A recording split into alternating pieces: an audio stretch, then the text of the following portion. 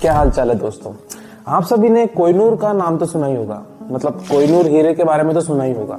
हाँ, वही कोहिनूर हीरा जो कि दुनिया का सबसे कीमती हीरा है। इस कोहिनूर हीरे का मतलब होता है रोशनी का पहाड़, जो कि इंडिया से निकला था लेकिन ईरान अफगान होते हुए आज के टाइम पर वो लंदन में पड़ा है। लेकिन जिन जिन राजाओं के हाथ में से ये निकला उन सबको ये जीते जी नरक की सैर करा गया और लास्ट में नरक ही पहुंचा गया। और तो और जिस शिप में इसको इंडिया से लंदन ले जा रहे थे, इसने तो उसको भी नहीं छोड़ा। एक अननोन हिंदू टेक्स्ट के हिसाब से इस पर एक श्राप है कि जो भी इस हीरे को ऑन करेगा वो इस दुनिया पर राज भी करेगा, लेकिन दुनिया की सारी मनुष्यत और बदकिस्मती उसी के पास आएगी। सिर्फ या तो भगवान या फिर औरत ही इस श्राप से बच सकते हैं। हिस्ट्री में बहुत सारे राजाओं ने इस हीरे को ऑन किया, लेकिन उनके रिटर्न में उनको या तो उम्र कैद मिली, डेथ मिली, धोखा मिला, गरम गरम लोहा सिर पे डाल दिया, किसी की तो आंखों में कीले डाल दी और भी बहुत कुछ सहन करने को मिला।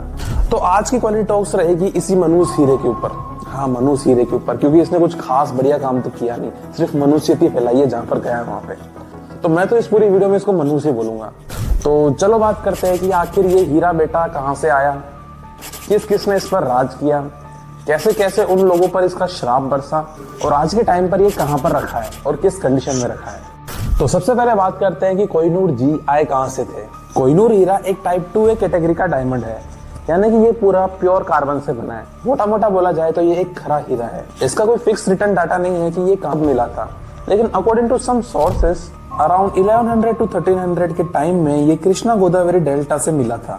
जो रिकॉर्डेड और रिटर्न डाटा है वो बताते हैं कि ये हीरा 16 से लेके 18 सेंचुरी के बीच में आज के आंध्र प्रदेश के कोल्लूर माइंस में से मिला था।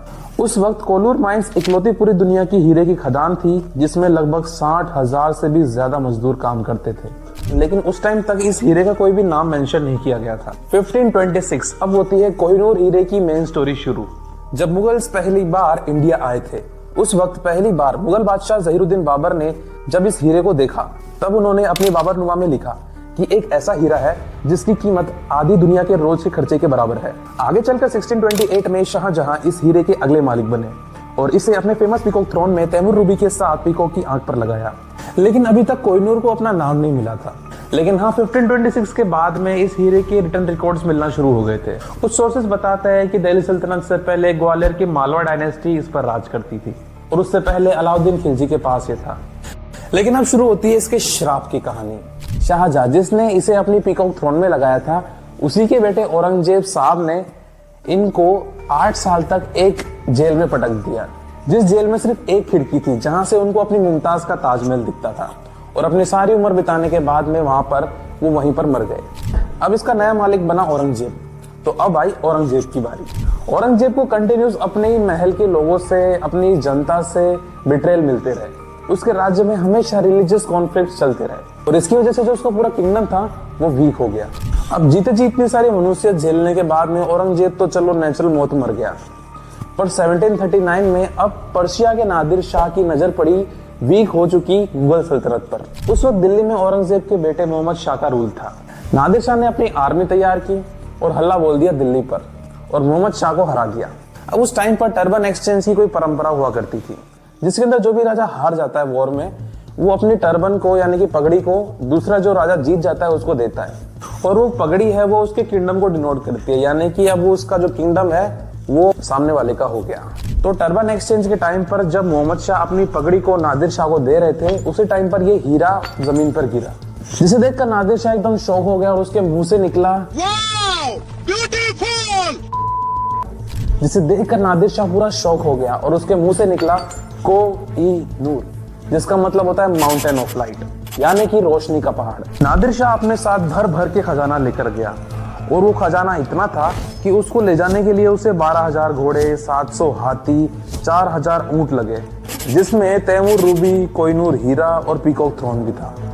नादिर शाह बड़े खुश होकर यहाँ से खजाना लेकर गए थे। कहते हैं कि वो तैमूर रूबी और कोहिनूर हीरे को अपने आर्मबैंड पर पहनते थे, लेकिन हीरा तो मनुष्य था और मनुष्य तो साथ में लाई गई। कुछ ही टाइम बाद में नादिर शाह को उन्हीं के बेटे ने उन्हीं के पर्सनल गार्ड से मरवा दिया। अब अपने बाप को मरवाकर उन्हीं का बेटा अहमद शाह दुरानी कोहिनूर का अगला मालिक बना और कोहिनूर की दया से कुछ ही टाइम बाद में एक छोटे से घाव के इन्फेक्शन से उसकी भी मौत हो गई। अहमद शाह दुरानी के बाद में उन्हीं के बेटे तैमूर शाह दुरानी ने उनका राज्य संभाला और अनफॉर्चुनेटली उन्होंने राज्य अच्छी तरह संभाल लिया और वो नेचुरल मौत मरे। लेकिन भगवान की दया से उनके 3 बेटे थे और वो तीनों ही बहुत प्यार से रहते थे, मोहम्मद शाह दुरानी, जमान शाह दुरानी और शुजा शाह दुरानी। और इसी प्यार के चलते मोहम्मद शाह दुरानी ने अपने जो भाई थे जमन शाह दुरानी, उनको गरम गरम नीडल से, सुइयों से अंधा कर दिया। मोहम्मद शाह दुरानी ने अपने दूसरे भाई शुजा शाह दुरानी के साथ में कोहिनूर को लेने के लिए बैटल ऑफ निमला लड़ा, जिसके अंदर उन्होंने शुजा शाह दुरानी को भागने पर मजबूर कर दिया। एक बात मैं आपको बताना भूल गया कि नादिर शाह के एक पोते थे जिनका नाम था शाहरुख शाह, उनके ऊपर उबलता हुआ सोना डाला गया था सिर के ऊपर, सिर्फ ये पता करने के लिए कि वो जो कोहिनूर हीरा है वो एक्चुअली में है कहाँ पे।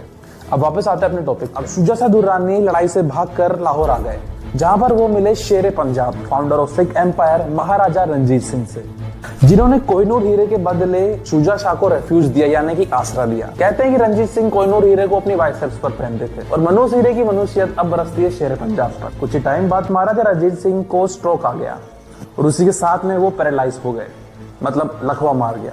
अब उनके इतने बीमार होने के बाद में जो उनका पूरा सिख एम्पायर था वो एक तरीके से कोलैप्स हो गया और साल 1839 में उनका देहांत हो गया, वो चल बसे। लेकिन मरने से पहले वो कोहिनूर हीरे को पुजारी को देने का ऑर्डर देके गए थे। महाराजा रणजीत सिंह के मरने के बाद में कोहिनूर का अगला मालिक बना उनका 5 साल का बेटा Prince Dalip Singh.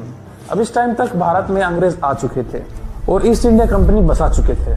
British crown को जब इस कोहिनूर हीरे के बारे में पता चला तो उन्होंने ईस्ट इंडिया कंपनी को ऑर्डर दिया और ये काम पकड़ाया कि आप इस कोहिनूर पर हमेशा नजर रखना। अब प्रिंस दलीप सिंह पर भी इस हीरे की मनुष्यत बरसी। समय निकला और 1849 की सेकेंड एंग्लो सिख वॉर के बाद अब सिख एम्पायर पर ब्रिटिश क्राउन का राज था और कोहिनूर पर भी। अब इस लड़ाई में प्रिंस दलीप सिंह ने सिर्फ अपना राज्य नहीं खोया, अपनी पहचान भी खो दी।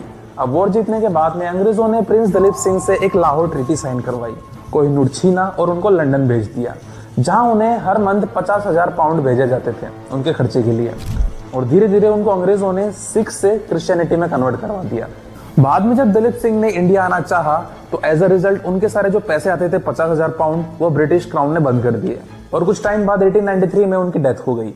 एक और इंटरेस्टिंग बात, 1850 में HMS मीडिया, वो शिप जो कोहिनूर को इंडिया से लंदन ले जा रही थी, उस पर भी कोहिनूर की कृपा बरसी और एज अ रिजल्ट पूरी शिप पर कोलेरा नाम की बीमारी छा गई, जिससे 2 जनों की जान भी चली गई। जब वो शिप एक मोरेटियन नाम की जगह पर रुकी खाना रिसोर्सेज लेने के लिए, तब वहां के लोगों ने कोलेरा बीमारी के डर से उनको वापस जाने को कहा और ऐसा ना करने पर पूरी शिप को जलाने की धमकी दी और साथ में कैप्टन को भी मारने की कोशिश करी। वाओ, क्या बात है। तो देखा आपने, ये हीरा किसी को भी नहीं छोड़ता। तो चलो अब जानते हैं कि आज के टाइम पर ये जो हीरा है वो कहां पर आतंक मचा रहा है। 1850 में ये हीरा जब यहाँ से गया था तब ये 186 कैरेट का था और 1852 के एक एग्जीबिशन में जब प्रिंस एल्बर्ट ने लोगों का इसके ऊपर रिएक्शन देखा, जो कि बिल्कुल अच्छा नहीं था, तो इसे रिकटिंग के लिए भेज दिया, जिसमें 38 डेज लगे, जिसके अंदर इसका 43% वेट लूज हो गया और अब ये 186 कैरेट से 105.6 कैरेट का रह गया, जिससे ये हीरा और शाइनी और गुड लुकिंग तो हो गया पर साइज में बहुत ही छोटा रह गया। अब बात आती है कि इस चमचमाते हीरे को पहनेगा कौन।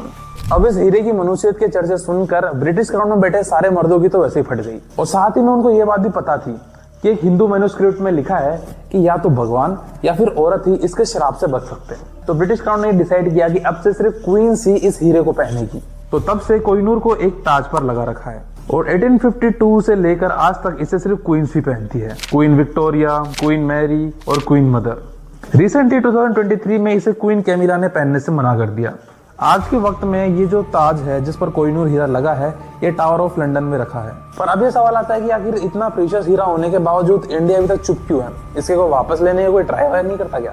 इसका आंसर है हाँ, करी तो है एक बार ट्राई। 2016 में सुप्रीम कोर्ट के अंदर एक PIL फाइल तो हुई थी कि इस कोहिनूर को वापस लाना है। काफी टाइम तक डिबेट्स चली और काफी डॉक्यूमेंटेशन के बाद में पता चला कि कोई लीगल पॉइंट है ही नहीं इंडिया के पास इस बात को प्रूव करने का। आज के टाइम पर अगर हम बोले कि सबको पता है कि जो कोहिनूर हीरा है वो इंडिया से निकला है, तो बाकी कंट्री जैसे पाकिस्तान, अफगानिस्तान, पर्शिया सब डिमांड करेगी कि भाई इसको तो हमारे रूलर्स ने भी ऑन किया था, तो एक तरीके से ये तो हमारा भी हुआ। तो एट द एंड इसका कोई लीगल सोल्यूशन मुझे नहीं लगता निकलेगा। बाकी देखते हैं फ्यूचर में क्या होता है। तो वीडियो खत्म होते होते अब आप बताओ कि आपको क्या लगता है कि ये जो हीरा है वो सही में मनुष्य था या फिर श्रापित था, या फिर जो भी इसके रूलर्स के साथ में हुआ वो सब एक कोइंसिडेंस था। कमेंट में लिखना अपने ओपिनियंस, ठीक है। बाकी वीडियो अच्छी लगी हो तो लाइक करना, शेयर करना, और ऐसी और इंटरेस्टिंग हिस्ट्री की स्टोरीज जानने के लिए आप हमारे चैनल को सब्सक्राइब कर सकते हो। मिलते हैं अगली वीडियो में, तब तक के लिए बाय बाय।